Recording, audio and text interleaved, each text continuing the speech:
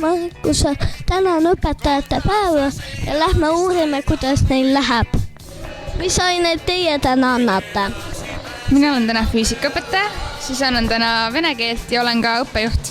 Ajalugu ja loodusõpetust. Tööõpetust. Muusikat ja matemaatikat. Mina õpetan täna inglise keelt ja matemaatikat. Kuidas teie õpetajate karjäär alguse sai? Alguse sai täna hommikul. Ma lihtsalt võtsin võimu. Täna ärkasin ja läksin tundi. See sai alguse täpselt tund aega tagasi. Täna siis on see õpetajate päev. Kekka oli reaalselt kõige hullem. Mis te tegite Kekas? Jooksime, siis me jooksime. Läheb 2 inimesi ära. 2 ringi. Ei, 2 ringi jääb. Kristel siia.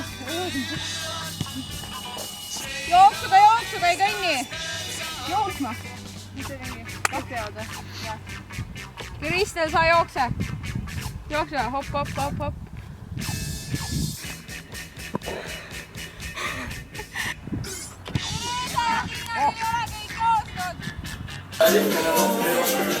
See piitsib siis pole.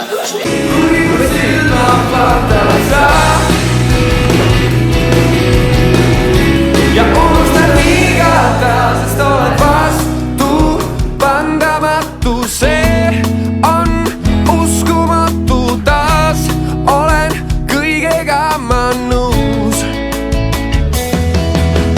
Kõik, mis su teele satub, on sõltuvusest paranematu. Sul on vääramatu jõud.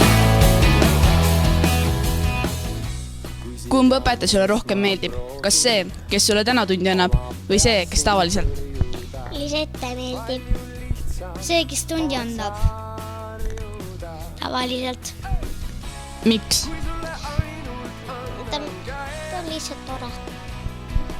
Kas tahaksid, et 12-ndikud annaksid sulle ka edaspidi tunde? Ei. Miks? Lihtsalt. Tähelepanu. Marika Kivit, palun ilmuge direktori kabinetti. Ma kordan, Marika Kivit, palun ilmuge direktori kabinetti. Ma vist võimu tagasi ei annagi täna. Miks? Ei õpetajad, ma annan muidugi võimu tagasi, aga ise siia vaata. No mis tegi direktori ametikuid?